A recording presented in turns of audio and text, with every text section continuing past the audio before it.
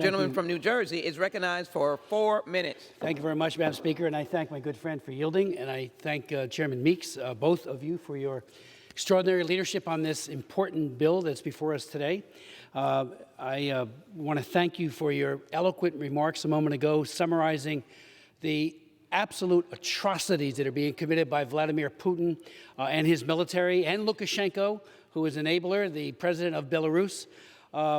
You have described in vivid detail just how horrific this is. And as I think my good friend from Texas said a moment ago, my father fought in World War II as well in the South Pacific. But the crimes that were committed by Imperial Japan and by the Nazis are now being replicated on a grand scale by Vladimir Putin, and it has to stop. It has to stop yesterday. So I rise in strong support of this legislation. Madam Speaker, on March 8th, I chaired a hearing at the Tom Lantos Human Rights Commission entitled Accountability for Russia's War Crimes and Aggression Against Ukraine. The day before, I also introduced a resolution calling for accountability for Vladimir Putin for his crimes against Ukrainian people and his aggression against Ukraine. The witnesses couldn't have been more clear that delay is denial, that we need to act now.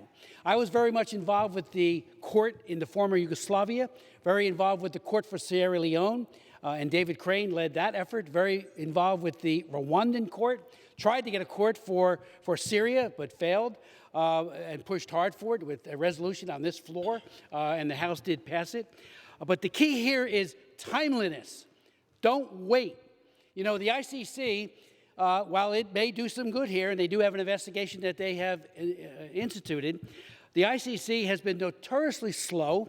They have had less than 10 convictions over 20 years.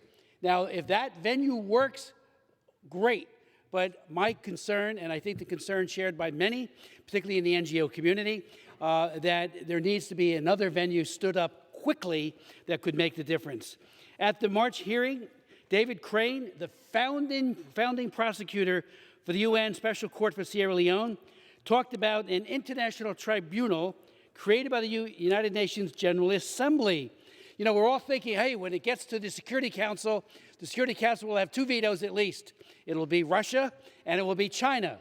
Not so in the General Assembly, and they can stand up a court and they can do it tomorrow that would indict Vladimir Putin on the next day. There's certainly enough evidence. Keep building the evidence, of course, but there's enough evidence to do it right now.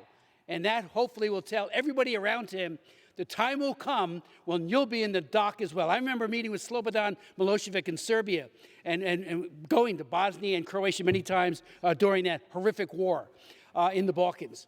Time and time again, he thought he was untouchable. Total impunity because of that.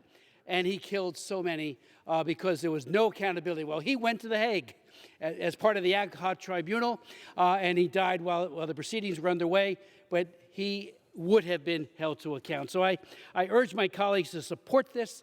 We've already had 1 vote in the General Assembly, 141 out of 198 voted. A number of people abstained. You only need a simple majority. And I did ask our number 2 at the State Department, at Gregory Meeks' hearing earlier today, to take back to the administration the idea of look at all the venues, but let's get a court constituted immediately. If the ICC wants to step in at some point, fine. But indict Putin. Indict him. And you'll see some people running like rats from the ship who are a part of his regime, knowing that they too will be held accountable and sent to prison for the rest of their life. I yield back.